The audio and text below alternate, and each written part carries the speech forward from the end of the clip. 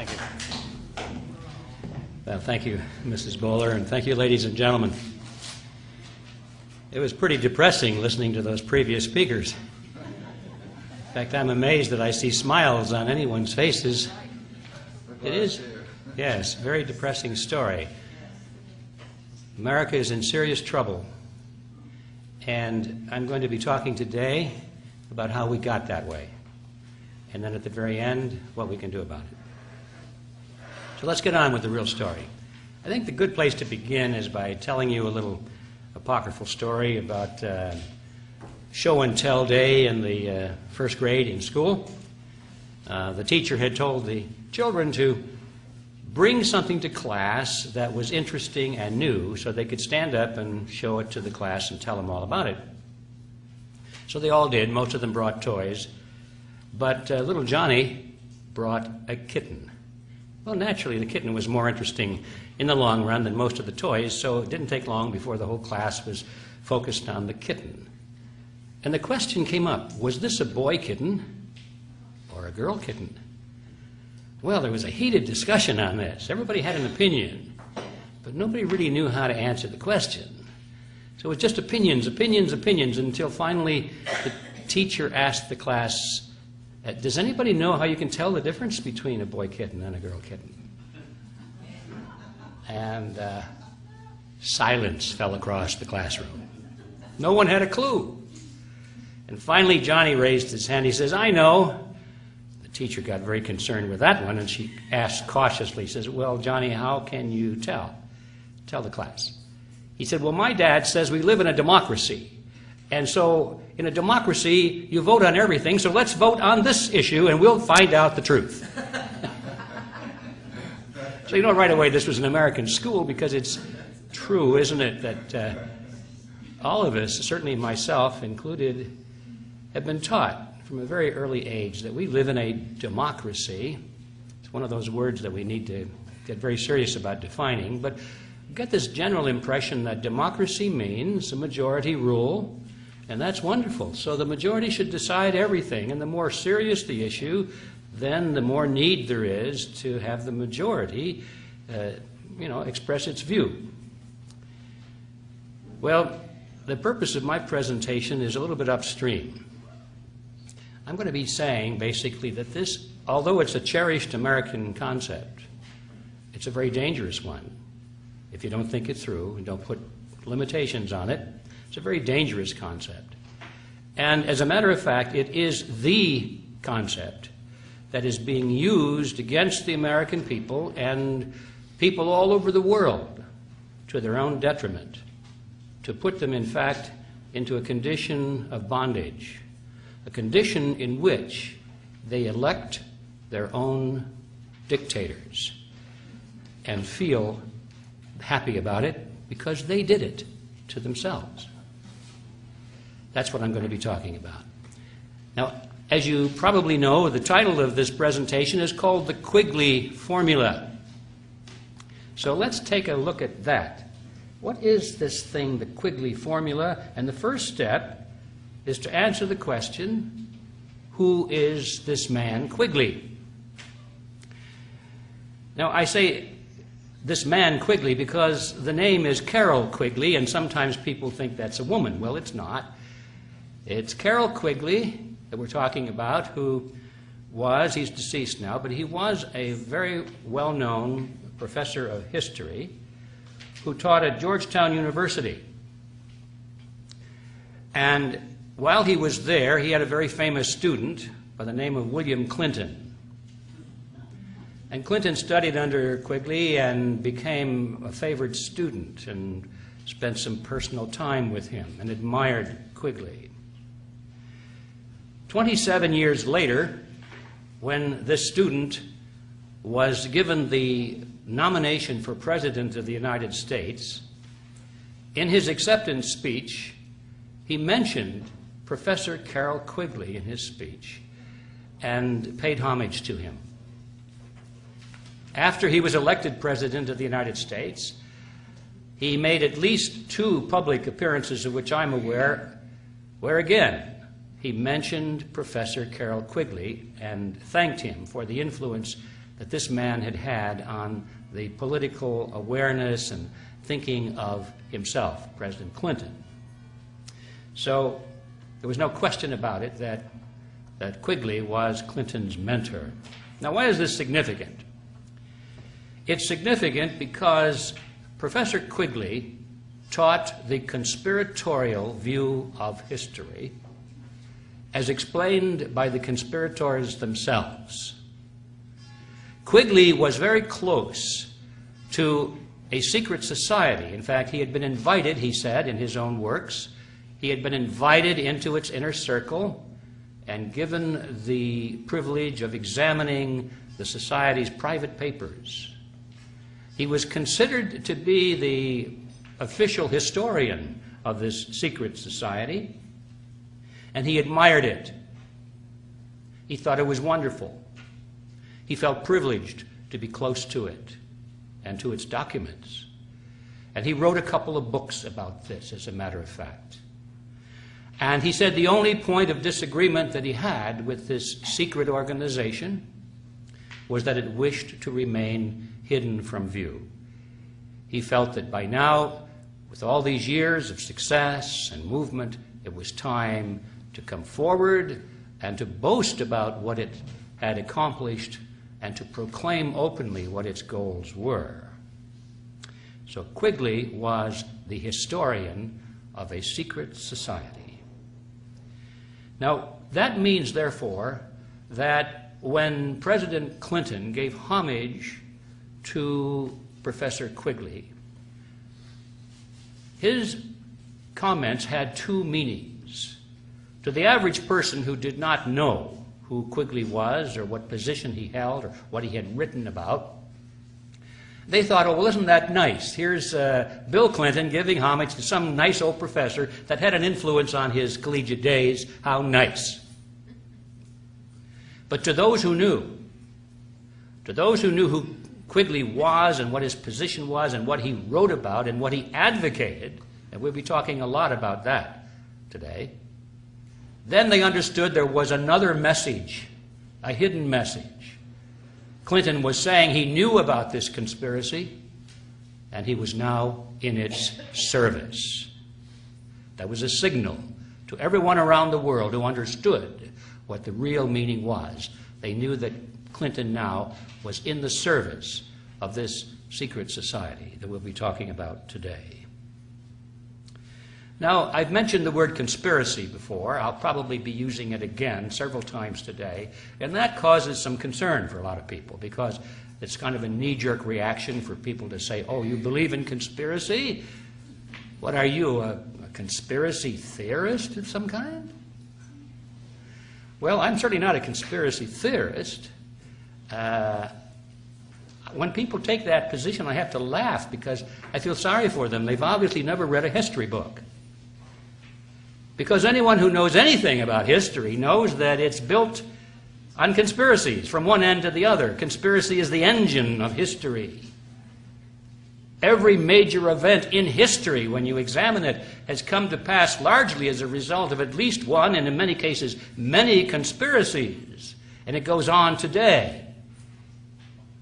These people have never sat in a courtroom and listened to lawyers try men and corporations on the charge of conspiracies. Conspiracies in corporations, conspiracies in families, conspiracies from top to bottom.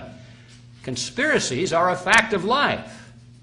And for anybody to say that conspiracies are absurd and that anyone who thinks that conspiracies are real is a conspiracy theorist has a real problem. I do not have this problem. I know the conspiracies are real, and we'll be talking about a very real conspiracy today, and we'll document it with the words of the people themselves who are involved in it, and they're very proud of it. So, but let's not drop the word with that. What is a conspiracy?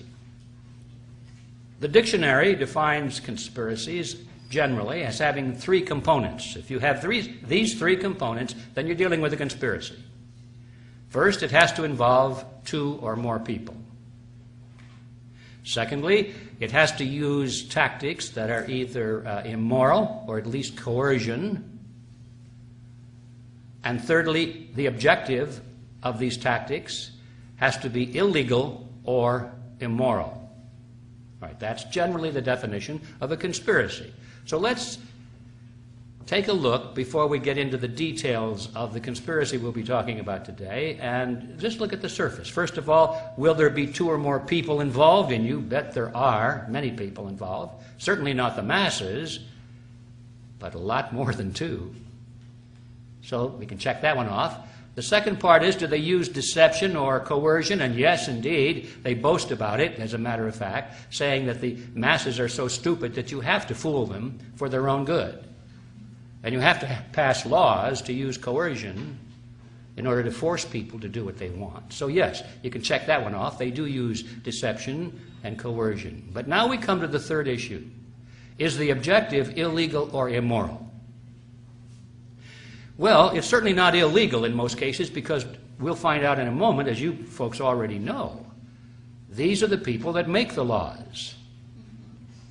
So what they're doing is entirely legal because they made it legal. They hold the powers of political power, legislative power, executive power, judicial power. And so what they're doing is not illegal. If they're going to merge, let's say, merge the United States, or let's say get rid of the United States and merge what is left of it with Mexico and Canada in a North American Union, for example, of just one of many things we could talk about, it will be done entirely legally. It'll be done with no objection from Congress. The courts will uphold it. And they'll figure out all kinds of ways to justify it as a legal move. So it's not illegal in most cases, although sometimes they do resort to illegal measures, but that's very rare. That leaves finally the last issue. Is it immoral or unethical? Now, in the minds of these people, it is the highest morality. They think that their goal is the highest morality possible. They are working towards what they fondly call the New World Order. In their minds, that is the ultimate morality.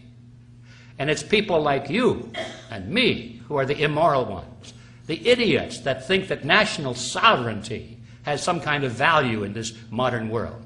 We are the ones standing in the way of progress. We are the ones standing in the way of the happiness of mankind.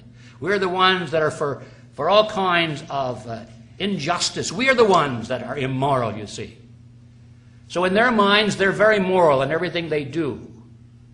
And the end justifies the means. If they have to sacrifice individuals or minorities or large numbers of people to achieve this wonderful goal, it's an act of honor.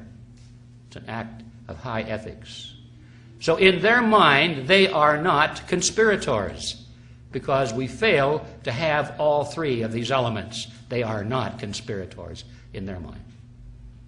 But now in the minds of the rest of us who have to live in this order that they are forcing upon us through coercion and deception, I think we have every reason to consider that the objective is unethical and is immoral and is disastrous to the American people and to people everywhere in the world. So I think for us to use the word conspiracy is entirely justified. Now, having gotten that out of the way, let's get down to the substance of what this conspiracy really is. Professor Quigley described this conspiracy in 2 books. One is called Tragedy and Hope, and the other is The Anglo-American Establishment. Tragedy and Hope in particular is a very thick book. They're both history books. They're written by a history professor. They're both pretty dry. They're hard to read. You get a lot of dull, factual information, names, dates, places, events, and so forth, and it's easy to go to sleep reading these books. But then all of a sudden, you'll come across a paragraph or a sentence that'll just blow your socks off. And you'll go back and say, did he really say that? And indeed he did. Remember, he's the historian of this group. These books were not written for mass consumption. They were written primarily for academia and for people who were involved in this conspiracy at one level or another, who were curious to know about its origins, about its history, and about the extent of its operations in the world today. It was written for that very select group, and it was only accidental that people like myself and some others got hold of copies of it and began to talk about it, and the word got out, and first thing you know, a lot of people who weren't intended to read it started to read it and become alarmed about it, and so the publisher, which was Macmillan and Company, pulled it. They said, no, we're not going to reprint this book anymore. Professor Quigley himself, by the way, was very irate at that. He started a lawsuit, as a matter of fact, against Macmillan, but this is another story. There was at least one publisher in California that started to pirate the copies. He made a beautiful replica of it. You could hardly tell the difference between the original and this. He sold thousands and thousands of copies, and it was embarrassing for Macmillan to say, well, we've got to stop him from doing that, because they were at the same time saying there's no market for it. And so Macmillan finally relented and put the book back into print. Well, anyway, you can buy a copy of it today, either the pirated version, which I think is more valuable because it's more limited edition, or you can buy the original thing from Macmillan. That's another side issue. The important question here is, what did these books say? I'm going to give you an overview of my summary of it, and then I'm going to come back and give you excerpts from the books themselves to illustrate that my summary is accurate. Otherwise, you may wonder, Quigley didn't really say those things. But here's my summary so you can get the whole picture first, and then we'll look at the details. Quigley said that at the end of the 19th century, a secret society was formed in England by Cecil Rhodes. Now, as many people know, Cecil Rhodes was one of the wealthiest men of history, of all time. He was the Chancellor of South Africa. He had acquired possession of almost all of the gold mines and diamond mines in South Africa, and had used this tremendous access to the natural resources of that country primarily for his own personal use. Very wealthy person. What we don't know generally is how he used that money. Most people think that, well, it probably went to his heirs. It did not. Cecil Rhodes created 7 wills and very specifically instructed his executors of how to dispose of and use this great wealth. And he said it should be used for the purpose of creating a secret society. And that's how it was, and still is, by the way, being used. Now, one of the wills created the Rhodes Scholarship. We all heard about that.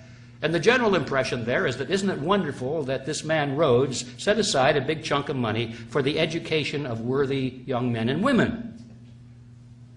Well, that's kind of a surface view. He did set aside a big chunk of money for the education of worthy young men and women, but the definition of worthy meant that they had to have a certain worldview. They had to be smart. They had to believe in global government based on the model of collectivism. They had to be a little bit ruthless. And they had to be capable of being enlisted into the secret society. This was the recruiting arm of the secret society to a large extent. It was a recruiting fund, not an educational fund. The other wills are unknown completely to most people. They have no idea what that money was used for and how it was allocated in these other wills. I said 7 wills before. Actually, that was a mistake. It was 5 wills. He wrote 5 wills. And the scholarship fund became the best known of them, and the others are pretty much even unknown to this day. This secret society exists today, continues to exist, and has been a major historical force since World War I. Quigley says that every major event in history from World War I has been dominated and directed to a large extent by this secret society. The goal of this organization originally was to expand the British Empire's culture and political system and domination over the entire world. Originally. Rhodes felt that the English represented the finest, the highest watermark in culture, was the finest race in the world, the smartest people, the most benevolent people, and they had an obligation, you see, to rule the world so that all of the ignorant people of the world could benefit from this. It was an act of noblesse noblesse. They had this obligation. Somebody had to do it to protect these poor, ignorant people from themselves. It might as well be them, since they had this wonderful culture, this great language, and this great outlook of what the future should be, a world built on the model of collectivism. Now that evolved very quickly after Cecil Rhodes' death to a different view. It was no longer the British Empire that was to be at the center, but there was a world government to be created. The geographical axis shifted from London to New York and became the United Nations, but nevertheless, the original concept that the members of the secret society would rule from behind the scenes. They would not be the major political figures. They would be the ones who selected the major political figures and who funded the major political figures. They would not be the great teachers or the historians who wrote the textbooks. They would be the ones who hired the great teachers and funded the historians who wrote the textbooks. They would always work behind the scenes. That was the model that he set up. The method by which they would do this was very precise. They knew that you could not really control the masses directly, one-on-one. You had to do it through the organizations to which they belonged. They called them the power centers of society. Man has a herd instinct. We belong to groups. We follow leaders. We move in groups. We sometimes even think in groups. And so they recognized a long time ago that all you had to do if you wanted to lead the masses is to capture control of the groups, the leadership of the groups to which people belonged, the political parties, church organizations, labor unions, media outlets, the great corporations, all of the groups, the power centers of society. You could control them with a relatively small number of people if they were well organized, dedicated, and funded. And then those people would indirectly control the world. That was the model. The structure that Cecil Rhodes created, and remember this is all described primarily by Professor Quigley, was outwardly modeled after the Jesuit order. That's right. I was surprised to read that. The Jesuit order? Quigley was a great admirer of the structure of the Jesuits, and he decided to model his secret society after that structure. But at the deeper level, it was clear that he borrowed the structure from the Illuminati. And now everyone knows that the Illuminati existed at one time. It was created in 1776 by Adam Weishaupt, but shortly thereafter it was exposed in Bavaria. The police raided it, they arrested its members, they discovered its ledgers and its books and its papers, which is why we know so much about them. They're part of the public record now. We know what the Illuminati was trying to do and how they were structured and how they organized and so forth. And so that's part of the record, but we are told that the Illuminati ceased to exist after that date. I think it probably did. But whether it did or not, certainly others, like Cecil Rhodes, picked it up. They picked up the concept. I don't know if there's a historical continuity back to Adam Weishaupt. I don't think it makes an awful lot of difference when we realize that there are people like Cecil Rhodes who read Adam Weishaupt's work and said, hey, this is a good idea. Let's use it.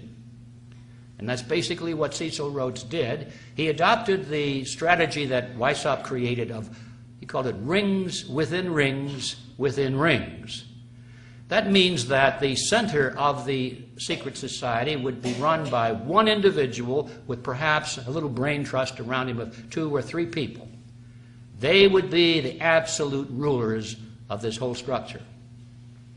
Then they would create around them a ring, as they called it, a larger organization, which they would dominate. They would control it absolutely from the center. But the other members who were recruited into this larger organization would not be allowed to know that there was an inner control and direction. They were brought in for a lesser view of the whole purpose. And that was the outer ring, and that might be 20, 30, 50 people, maybe 100 people. And then outside of that, there would be a larger ring, another organization created with hundreds of people, perhaps thousands of people. And they would not be allowed to know, or would they even suspect, that there was an inner ring controlling the larger outer ring. And this is what Weishaupt called rings within rings within rings. Cecil Rhodes thought that was a dandy idea, and so he adopted it as the structure for his secret society. Now, in his group, the inner circle, they called the Society of the Elect. That was the name Rhodes put to it. It originally consisted of Cecil Rhodes and a brain trust from British banking and politics. A very small number of highly placed, very wealthy people. The center of gravity, as I mentioned a moment ago, shifted eventually to the Rockefeller Group in the United States, with centers of influence in such other organizations as the Bilderberg Group, the Trilateral Commission, and that sort of thing. We've all heard about these. And the goal shifted away from the control from the British Empire to an international control through something called the New World Order, is the phrase they adopted, with control primarily focused in New York, with the United Nations meant to be the hub of this global government. And I should say global government, not just any global government, but one based on the model of collectivism, which means total control over every human being.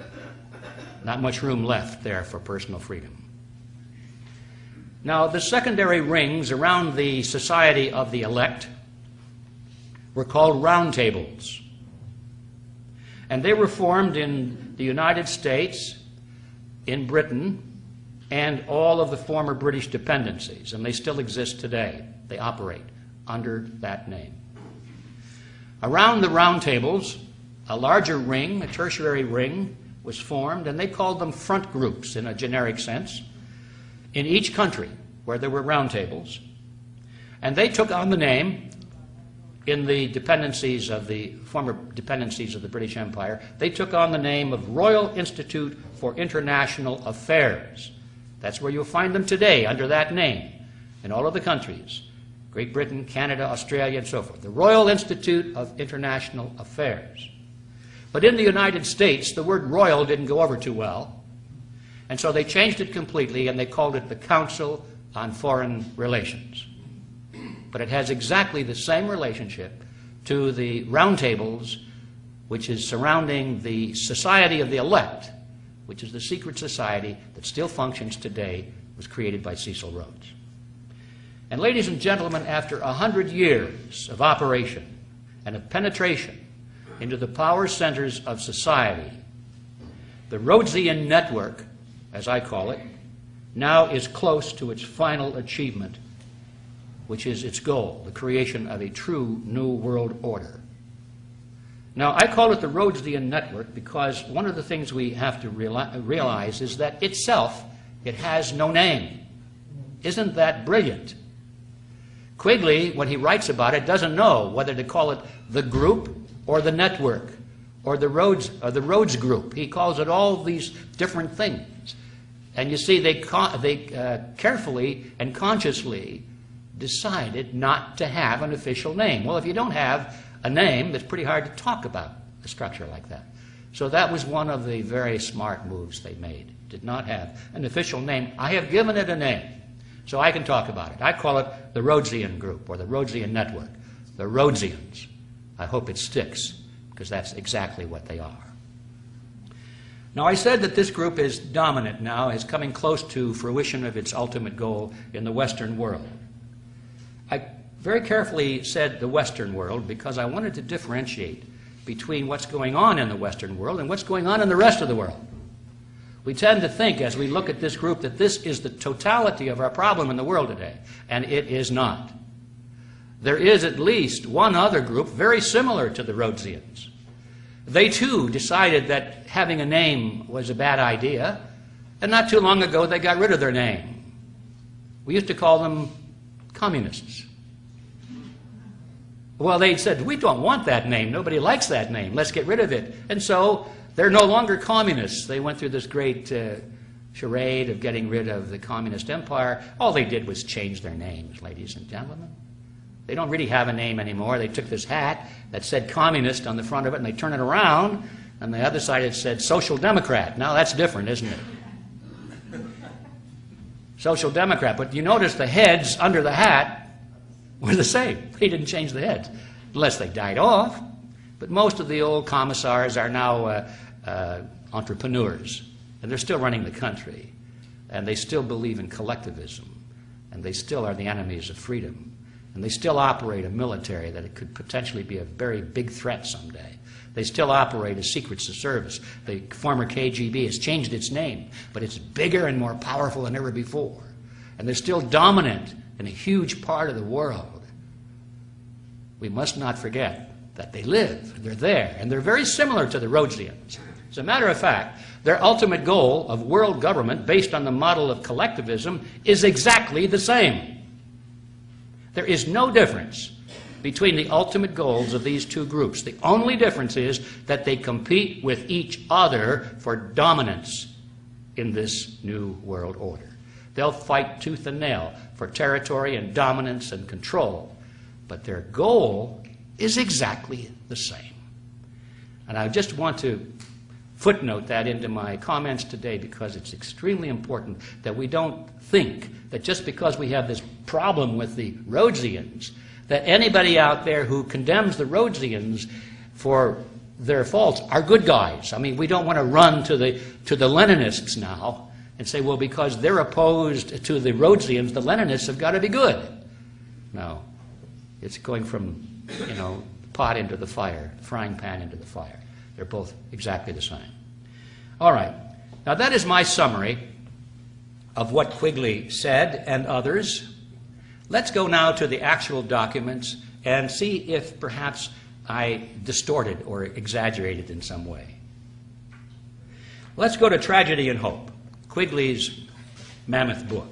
And this is what he said. He said, I know of the operation of this network because I have studied it for 20 years and was permitted for 2 years during the 1960s to examine its papers and secret records. I have no aversion to it or to most of its aims, and have for much of my life been close to it and to many of its instruments. In general, my chief difference of opinion is that it wishes to remain unknown. So there's Quigley's appraisal of the secret society, and he likes it a lot. In his other book, The Anglo-American Establishment, this is what he said. The Rhodes Scholarship, established by the terms of Cecil Rhodes' seventh will, we're back to 7 again. I've got to get my numbers right. 7th will. The Rhodes Scholarship, established by the terms of Cecil Rhodes' 7th will, are known to everyone. What is not so widely known is that Rhodes, in 5 previous wills, left his fortune to form a secret society which was to devote itself to the preservation and expansion of the British Empire. And what does not seem to be known to anyone is that this secret society continues to exist to this day. To be sure, it is not a childish thing like the Ku Klux Klan, and it does not have any secret robes, secret handclasps, or secret passwords. It doesn't need any of these things, since its members know each other intimately. It probably has no oaths of secrecy, nor any formal procedure of initiation. It does, however, exist, and it holds secret meetings. This group is, as I shall show, one of the most important historical facts of the 20th century. Now, when he says secret meetings, I want you just to think in terms of the Bilderberg meetings. There's nothing more secret than that. This is what he's talking about. And the countries that dominate the central banks, they have the G5 or the G7, they meet. That's very secret. Trilateral Commission meetings are secret. That's what he's talking about. Now, one of the original leaders of this organization was William Stead. And he wrote a book called The Last Will and Testament of Cecil Rhodes. He was well positioned to write that book because he was the executor of Cecil Rhodes' estate. Okay, so this guy knows what he's talking about. In this book, Stead wrote this. He said, Mr. Rhodes was more than the founder of a dynasty. He aspired to be the creator of one of the vast semi-religious quasi-political associations which, like the Society of Jesus, have played so large a part in the history of the world. To be more strictly accurate, he wished to found an order as the instrument of the will of the dynasty. An order, like a religious order, or like a chivalric order. That was the intensity of the loyalty and commitment that Cecil Rhodes envisioned and acquired. Cecil Rhodes left some handwritten manuscripts upon his death, and they weren't published until quite a bit later. But in one of those, this is what he wrote. Now, this is from the words of the man himself. He said, I contend that we English are the finest race in the world, in that that most of the world that we inhabit, it is better because we are the supreme masters of the human race. Now, I want to get this straight. I didn't read that quite right, so let me read it again. I consider that we English are the finest race in the world, and that the more of the world we inhabit, the better it is for the human race. What scheme could we think of to forward this object? I look into history and I read the story of the Jesuits. I see that what they were able to do in a bad cause, and I might say under bad leaders. In the present day, I became a member of the Masonic order. I see the wealth and power they possess, the influence they hold. And I think over their ceremonies, and I wonder that a large body of men can devote themselves to what at times appear the most ridiculous and absurd rites without an object and without an end. The idea, gleaming and dancing before one's eyes like a will-o'-the-wisp, at last frames itself into a plan. Why should we not form a secret society with but one object, the furtherance of the British Empire, and the bringing of the whole uncivilized world under British rule? That was his vision, in his own words. Now back to Quigley's words.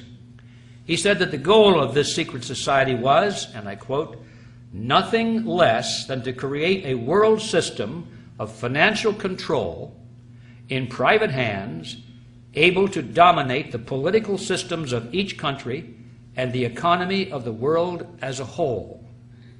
The system was to be controlled in a feudalist fashion by the central banks of the world, acting in concert by secret agreements arrived at in frequent private meetings and conferences. End quote. On page 4 of the Anglo-American Establishment, Quigley says this: this organization has been able to conceal its existence quite successfully, and many of its most influential members, satisfied to possess the reality rather than the appearance of power, are unknown even to close students of British history, partly because of the deliberate policy of secrecy which this group has adopted, and partly because the group itself is not closely integrated, but rather appears as a series of overlapping circles or rings, partly concealed by being hidden behind formally organized groups of no obvious political significance. Now, regarding the conspiratorial structure of this group, Quigley tells us this. He says, in the secret society, Rhodes was to be leader. Stead, he's the guy that wrote the book on the wills. Stead, Brett, Lord Esher, and Milner were to form an executive committee called the Society of the Elect. Arthur, Lord Balfour, Sir Harry Johnston, Lord Rothschild, Albert, Lord Grey, and the others were listed as potential members of a circle of initiates, while there was to be an outer circle known as the Association of Helpers, later organized by Milner as the Round Table Organization.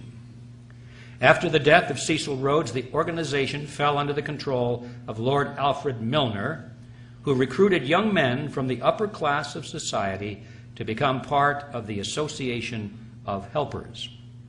All right, a lot of words in there, but what that boils down to is this. These young men that were recruited were unofficially referred to at that time by this group as Milner's Kindergarten. Now, they were college graduates. They came out of the finest universities in England, and they went into top positions in government and elsewhere. But they called them Milner's Kindergarten, nevertheless. These were the men who were placed into the power centers of British society. Eventually, they became the round tables in all of these countries, which were the inner rings of the larger front groups. Milner's Kindergarten became the round tables. Now, we must remember that the purpose of a secret society is deceit. They have to have secrets, don't they? They're not going to reveal their secrets. Otherwise, you don't need a secret society. You can just do everything out in the open. So if you have to guard secrets, and people ask you to explain what it is you're doing, you cannot say, well, we're doing this, this, and this. You have to lie about it. That's just logic. And so we find a lot of this going on. The members of this secret organization lie. They lie through their teeth, and they think it's an honorable thing to do because they're preserving the secret. It's not a lie to them. It's just a necessary public relations gesture. And, you know, you find this throughout. But there's a classic example I would like to share with you.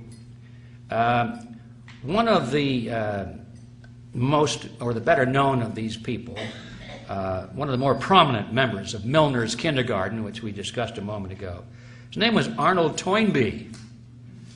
Now, he's a very famous historian, isn't he? Everybody's heard of Arnold Toynbee, a renowned historian. He was professor at the London School of Economics, where they teach collectivism, global government. He was the director of studies at the Royal Institute of International Affairs, which was a front group for the Round Table. He was a British intelligence agent and the author of a 12-volume work called A Study of History, which extols the virtue of world government based on the model of collectivism. And in November 1931, in that issue of the International Affairs publication, which was the official publication of this front group, this round table, which was to be read primarily only by its members. It wasn't to be read by people like us, where they can lower their guard and speak the truth, not expecting anybody to really catch it. This is what he said. Toynbee said, "I will hereby repeat that we are at present working discreetly, but with all of our might, to wrest this mysterious political force called sovereignty out of the clutches of the local national states of our world. And all the time we are denying with our lips what we are doing with our hands." Good for us. See, this is what you would expect from a secret society. It should not be a shock to anybody. But I put it in because some people still find it hard to believe that their politicians or anybody in prominence would not tell the truth. Now, world government doesn't just happen by writing articles or books. You know, it happens only when people come into control of the power centers of society and drive society into world government. And Quigley explains how this came about. He said, and I quote, "Through Lord Milner's influence, these men were able to win influential posts in government, in international finance, and become the dominant influence in British imperial affairs and foreign affairs up to 1939.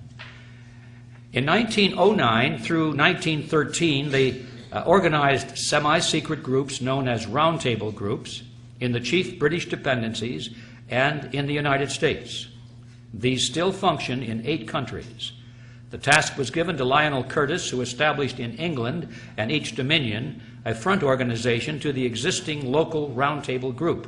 This front organization, called the Royal Institute of International Affairs, had as its nucleus in each area the existing submerged Round Table group.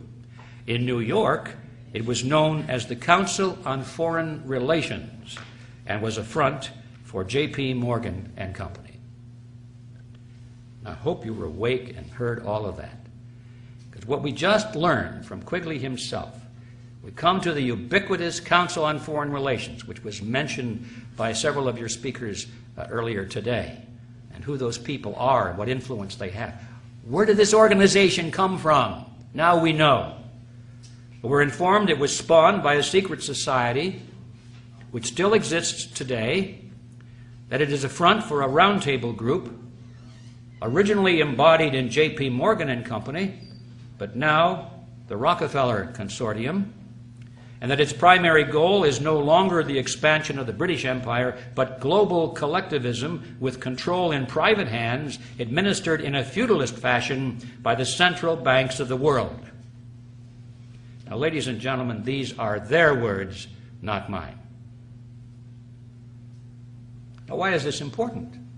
It's important because the members of the Council on Foreign Relations are the rulers of America. Who are they? Well, once in a while their name pops into the news, but very seldom you get them all together. I'm going to take a few moments. This might be boring, but I think for the record, everyone needs to be familiar with the names, some of the prominent names, who are members of this outer ring of a secret society. Let's start with the presidents of the United States. Herbert Hoover, Dwight Eisenhower, Richard Nixon, Gerald Ford, James Carter, George Bush Sr., and William Clinton. JFK once said that he was a member of the CFR, but nowhere can you find him on the membership rolls. So I guess he was a wannabe, but didn't quite make it in. But he actually said that he thought he was a member. And of course, the presidential candidates, John Kerry and Vice President Richard Cheney, are members of the CFR. Secretaries of State. This is a very important position for this group because it's even more important than the president. The president can be controlled by the Secretary of State, Secretary of Defense, and all of his cabinet members, who are pretty much appointed for him. You know, he doesn't appoint, presidents don't appoint their cabinet members from their own private telephone directory, you know. They're not even in their book. They're told who to appoint. Anyway, here are the Secretaries of State, perhaps the most important position in the United States government as far as the CFR is concerned. Dean Rusk, Robert Lansing, Frank Kellogg, Henry Stimson, Cordell Hull, E.R. Stettinius, George Marshall, Dean Acheson, John Foster Dulles, Christian Herter, Dean Rusk, William Rogers, Henry Kissinger, Cyrus Vance, Edmund Muskie, Alexander Haig, George Shultz, James Baker, Lawrence Eagleburger, Warren Christopher, William Richardson, Madeleine Albright, Colin Powell, and of course, Condoleezza Rice. Did we leave anybody out? I don't think so. Now, Secretaries of Defense, also very important. James Forrestal, George Marshall, Charles Wilson, Neil McElroy, Robert McNamara, Melvin Laird, Elliot Richardson, James Schlesinger, Harold Brown, Caspar Weinberger, Frank Colucci, Richard Cheney, Les Aspin, William Perry, William Cohen, and Donald Rumsfeld. Directors of the CIA, pretty important. Walter Smith, William Colby, Richard Helms, Alan Dulles, John McCone, James Schlesinger, George Bush Sr., Stansfield Turner, William Casey, William Webster, Robert Gates, James Woolsey, John Deutsch, William Studeman, George Tenet, Porter Goss, and Michael Hayden. Now, some better-known corporations with CFR members at the board of directors or chief executive levels, where they dominate these huge corporations. It's quite a list. I had to trim this down, believe it or not. Here are just a few. Atlantic Richfield Oil Company, AT&T, Avon Products, Bechtel Construction Group, Boeing Company, Bristol Myers Squibb, Chevron, Coca-Cola and Pepsi-Cola, Consolidated Edison of New York, Exxon, Dow Chemical, DuPont Chemical, Eastman Kodak, Enron, Estee Lauder, Ford Motor, General Electric, General Foods, Hewlett-Packard, Hughes Aircraft, IBM, International Paper, Johnson & Johnson, Levi Strauss & Company, Lockheed Aerospace, Lucent Technologies, Mobil Oil, Monsanto, Northrop, Pacific Gas and Electric, Phillips Petroleum, Procter & Gamble, Quaker Oats, SBC Yahoo, Shell Oil, SmithKline Beecham Pharmaceuticals, Sprint Corporation, Texaco, Santa Fe Southern Pacific Railroad, Teledyne, TRW, Southern California Edison, Unicol, United Technologies, Verizon Communications, Warner Lambert, Weyerhaeuser, and Xerox, to mention just a few. Now, in the media, also very important in controlling the thinking processes of the American people. We find CFR members in the management and operational positions at the Army Times, Associated Press, Association of American Publishers, Barron's, Boston Globe, Business Week, Christian Science Monitor, Dallas Morning News, Detroit Free Press, Detroit News, USA Today, Wall Street Journal, Los Angeles Times, New York Post, San Diego Union Tribune, Times Mirror, Random House, W.W. Norton and Company, Warner Books, American Spectator, Atlantic, Harper's Farm Journal, Financial World, Insight, Washington Times, Medical Tribune, National Geographic, National Review, New Republic, New Yorker, Newsday, Newsmax, Newsweek, Pittsburgh Post-Gazette, Reader's Digest, Rolling Stone, Scientific American, Times Warner, Time, U.S. News and World Report, Washington Post, ABC, CBS, CNN, NBC, PBS, RCA, the Walt Disney Company, and of course, Rupert Murdoch. Media personalities, the talking heads, include David Brinkley, Tom Brokaw, William Buckley, Peter Jennings, Bill Moyers, Dan Rather, Diane Sawyer, Barbara Walters, Katie Couric, and Andrea Mitchell, who was the wife of Alan Greenspan, former chairman of the Federal Reserve System. Of course, Alan is a member of the Council on Foreign Relations. Labor unions and with CFR members in key positions include AFL-CIO, United Steelworkers of America, United Auto Workers, American Federation of Teachers, Bricklayers and Allied Craft, Communication Workers of America, Union of Needle Trades, and Amalgamated Clothing and Textile Workers. All the big ones. In the tax-exempt foundations and think tanks, the number of CFR members in controlling positions is 443. Some of the better-known names are the Sloan and Kettering Foundation, Aspen Institute, Atlantic Council, Bilderberg Group, Brookings Institute, Carnegie Endowment for International Peace, Carnegie Foundation, Ford Foundation, Guggenheim Foundation, Hudson Institute, John and Catherine MacArthur Foundation, Mellon Foundation, Rand Corporation, Rhodes Scholarship Selection Commission, Rockefeller Foundation, and Rockefeller Brothers Fund, the Trilateral Commission, and the UN Association. In the universities, the number of CFR members who are or have been professors, department chairmen, presidents, or board members is 563. My last count. Could be different today, probably more. In the financial institutions such as banks, the Federal Reserve, stock exchanges, and brokerage houses, the number of CFR members with controlling positions is 284. Now, ladies and gentlemen, that gives you an idea. We could go into other areas, but bear in mind that the total membership of this group is about 4,000 people.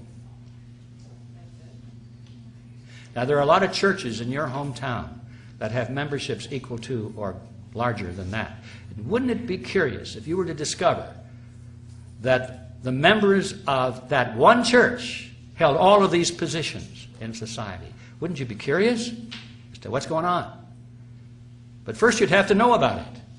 And how would you know about it if the channels of communication by which you might be informed of it are also controlled by these same people? You see the magnitude of the problem we face. I'd like to emphasize that the CFR is not the inner core of a secret society, but it's at least 2 rings out. Now, what does that mean? That means that most of those people in the CFR are not aware of the history I'm giving you today. They have no inkling of it. Probably if they did know it, they'd be impressed. They wouldn't be shocked because, boy, we're on the inside of a very powerful group. Most of these people, I think, look at this as sort of a high-powered ultimate employment agency. They know that if they're invited into this group, and you have to be invited, that they've got it made. Once your name is on that list, you never have to worry about a job again, because the New World Order people are constantly looking for reliable servants to their cause. And these people have been selected not because they're evil people at all, or because they've got the grand vision of global government, although some of them do, but most of them just go along with the idea. They're open to it. They like it. And so they're dependable. And that's how they get in. So these people are not, most of them, at the inner core of a secret society. They're just opportunists. Now, there are three things we have to understand about this group. First of all, they're not partisan. The names I read to you have nothing to do with Republicans versus Democrats. You find them equally located in both political parties. These people laugh at anyone who takes seriously a political party. They laugh at all of these people campaigning out there for Republicans or Democrats. This has nothing to do with that. Secondly, they are elitists. They intend to rule for our own good, of course. And thirdly, the method by which they intend to rule is called democracy. We're back to that word. Democracy. They want democracy. Now that presents a problem. How is it possible for these people to rule mankind absolutely and still allow democracy, where people vote and determine things through the ballot box? There's no problem with that in their book. All they have to do, they say, is just control the elections. Allow people to vote so long as they don't vote for anything significant. We'll make all the important decisions and let them vote for the unimportant things so they get the sensation of participating in their own political destiny. They'll be happy. Just keep them out of the way. Let them have their fun and games. Let them have their bumper stickers and their straw hats. Let them go to the conventions and let them fight with each other out there. Candidate against candidate, but we own them all, so what difference does it make? You see? You're getting the picture. Now, Quigley himself described this in very approving terms. He likes that idea. In his book, this is what he says. This is in, I've forgotten which book it is now, but it's right. Let's see, it's probably the big thick one. Here's what he said. The national parties and their presidential candidates, with the Eastern establishment assiduously fostering the process behind the scenes, moved closer together and nearly met in the center with almost identical candidates and platforms. Although the process was concealed as much as possible by the revival of obsolescent or meaningless war cries and slogans, often going back to the Civil War. The argument that the two parties should represent opposed ideals and policies, one perhaps of the right and the other of the left, is a foolish idea, acceptable only to the doctrinaire and academic thinkers. Instead, the two parties should be almost identical, so that the American people can throw the rascals out at any election without leading to any profound or extreme shifts in policy. Either party in office becomes in time corrupt, tired, unenterprising, and vigorless. Then it should be possible to replace it every 4 years, if necessary, by the other party, which will be none of these things, but will still pursue with new vigor approximately the same basic policies. And there you have it. Does it sound familiar? Yes. This is the system that we have been living under, ladies and gentlemen, since World War I. Now, what are these basic policies? The creation of the New World Order based on the model of collectivism. That's it. Everything else is secondary. You can have fiscal responsibility, you can have wars, no wars, anything, as long as you're moving constantly in that same direction. That's the same basic policy that they demand from all candidates and the two major political parties. Hard to put that into focus because we slept through a lot of this. I did. I didn't even know it was going on for most of my life. So I look back in history and I could see it clearly now that I understand the template. And the good place to start was with the Panama Canal. We gave it away, didn't we? Did the American people want that? No. Republicans didn't want it. Democrats didn't want it. The voters didn't. But both parties united and gave away the Panama Canal because that was the goal of the CFR. Republicans call for war in the Middle East, and they advocate that we give more power to the UN. The Democrats call for peace in the Middle East and advocate that we give more power to the UN. And after the Democrats came to a majority in the last election, we thought, they're going to pull the troops out and have peace in the Middle East. No changes really. They talk a lot about peace, but they continue to fund all of Mr. Bush's war measures. They complain a lot, they grumble, they give speeches, but when it comes to the vote, they continue the same policies because that is what the goal is of the Council on Foreign Relations. Republicans promote legislation to restrict rights in the name of anti-terrorism and national security. The Democrats give speeches of deep concern about that and then vote for those laws. The electorate doesn't want that. Republicans or Democrats, voters, they don't want that, but that is the goal of the Council on Foreign Relations. As a matter of fact, almost all of this legislation was written by members of the Council on Foreign Relations long before 9/11. They were just waiting for an excuse to put it into effect. Democrats promote legislation to restrict freedom in the name of stopping global warming. Republicans object and say that's not based on scientific fact, and then they vote for those laws. The electorate doesn't want that. Republicans or Democrats, they don't want that, but that is the goal of the Council on Foreign Relations. Republicans advocate laws that will restrict your freedom of speech because it might be seditious and damage national security. Democrats don't like that. They think that's terrible. So what's their answer? They promote legislation to restrict your speech because it might be hate speech. But both of them agree on the right to restrict your speech if they want to do so, because that is the goal of the Council on Foreign Relations. The American people don't want that. Republicans give speeches on the danger of illegal immigration. Don't do anything about it, but they give good speeches on it. The Democrats give speeches about compassion, but then they both unite in merging the United States with Canada and Mexico so that the issue of immigration becomes a non-issue. The American people don't want that. The Mexican people don't want that. The Canadian people don't want that. But that is the goal of the CFR. Republican leaders who run corporations that build election or electronic voting machines steal elections using software, using machines that not only are capable of being hacked, but, ladies and gentlemen, they were designed to be hacked. And the Democrats, so far, who have lost these elections, they don't do anything about it, you've noticed. They just say, oh, golly, I wonder if the election was stolen. Did Mr. Bush really win that election? And Mr. Kerry and Mr. Gore don't really do anything about it. They actually block any serious groundswell of opposition to it.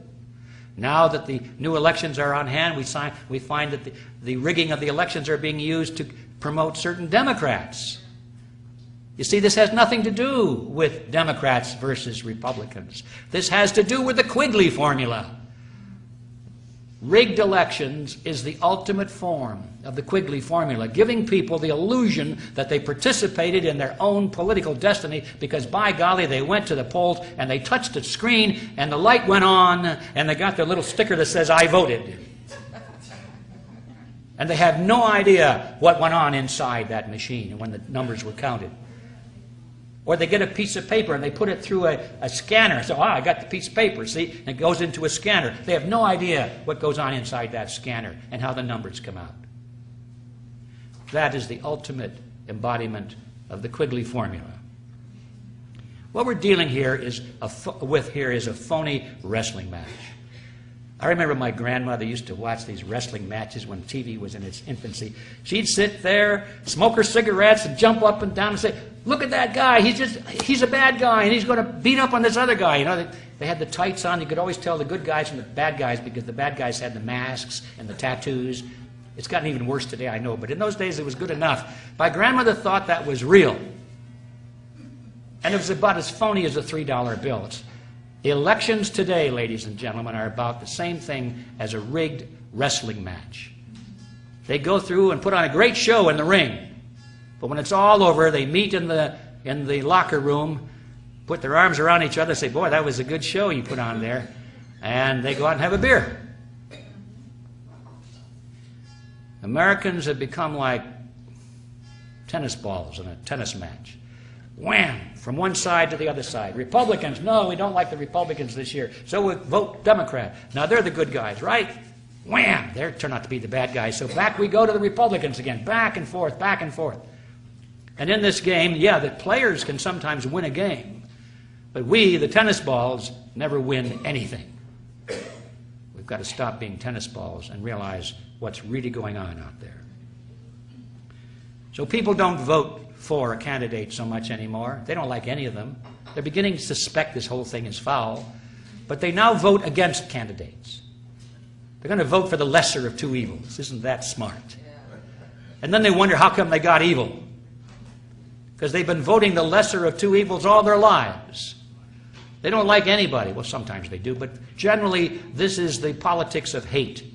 I don't like this candidate, but I hate that one, and we can't let him get into office. And voters are putty in the hands of these psychopoliticians who know how to manipulate them. I think the average voter today, trying to figure out who to vote for on the basis of choosing between Republicans or Democrats, he's got about as much chance of figuring out what's going on and making a correct decision, in fact, less of a chance, than the children in that classroom trying to determine whether that was a boy kitten or a girl kitten. We haven't a clue. And that's the problem we're facing. All right. I could talk a little bit more about the cheerleaders, Rush Limbaugh, Michael Moore, organizations like Accuracy in Media, organizations like Move On. All of these are cheerleaders. They're cheerleaders for the phony wrestling match. Some of them are very good at exposing the corruption in one party, but they're totally blind to any corruption in the party that they represent. And the others are totally good at exposing the corruption in the other party, but they're totally blind to their assigned loyalty. We've got to get clear on these phony cheerleaders as well. So now we come finally to the solution. What is the solution to this? Silence has fallen across the room here. Ask anyone. They'll tell you. There isn't any. Collectivism has won. These people have won. They control the power centers of society. You really think that you're going to break the grip of these people that run the elections, they control the elections, the political parties, the media, they're your employers, they run the military, they have the CIA. You think you're really going to break the grips of these people? Let's face reality. They've won. We've lost. Those who benefit from it are too happy with it. Those who serve it and are subject to it are afraid of it. They don't want to stand up for fear it might be bad for their reputation or business. They're not going to do anything. So it's over. Get used to it. But wait a minute. I just had an idea. What would happen, do you suppose, if just 2% of the people knew what was really going on and they were no longer willing to play this game? And if just 2% of the people would unite across the lines of religion, culture, politics, just unite and have a common creed. They knew what they were for as well as what they're against. They're not voting against something. Now, for the first time, they're voting for something, or at least working for something. And if they united and worked together, do you think we could turn this thing around? I think so. I think so, definitely. In fact, I'm betting my life on it and everything I have. It can be done. Now, it might not be done by the next election, so we've got to get this longer view of history. One of our problems is that everybody is impatient. They want it done by the next election. If we can't see it being done then, forget it.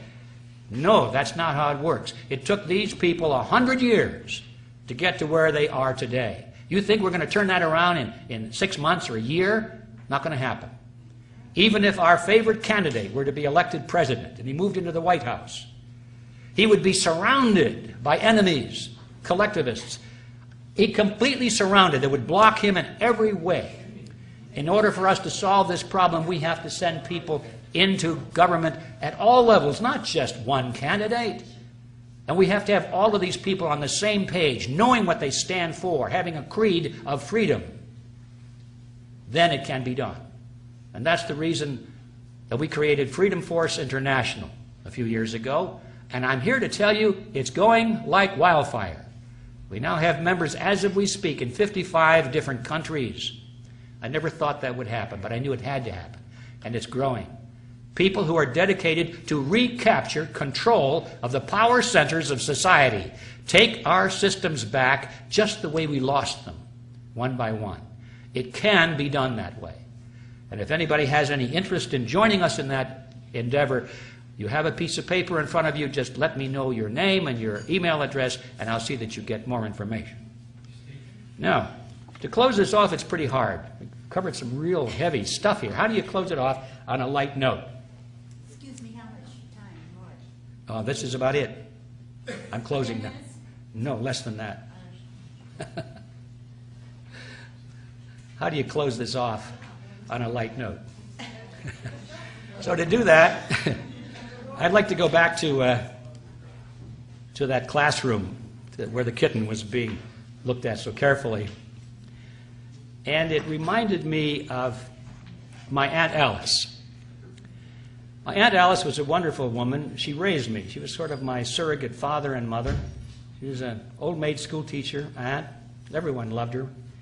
And she was a very wise lady and a wonderful lady. But one of the things that she did that always amazed everyone is that she could look at a young kitten and tell you whether it was going to grow up and be a male tomcat or a female cat. She could always do that. And everybody would say, Aunt Alice, how do you do that? And she'd laugh and say, well, you just can do it. Many years later, she finally confided to me her secret. I call it the Aunt Alice formula. She said, Edward, it's very simple. Just look at the kittens, and after they're just a couple of weeks old, you can tell by looking at their heads. The ones that are starting to grow broad heads are the tomcats, and the ones with the little narrow heads are the female cats. It's simple as that. I said, is that all there is to it? And she said, yeah. And by golly, I've been doing that ever since. I've amazed people by telling them whether it's going to be a tomcat or a female cat. And I'm usually right. So that's the Aunt Alice formula. And I want to close by mentioning that because it's an illustration of the fact that I don't care how complex and seemingly hopeless a problem may be, sometimes the solutions are more simple than you think. Thank you very much.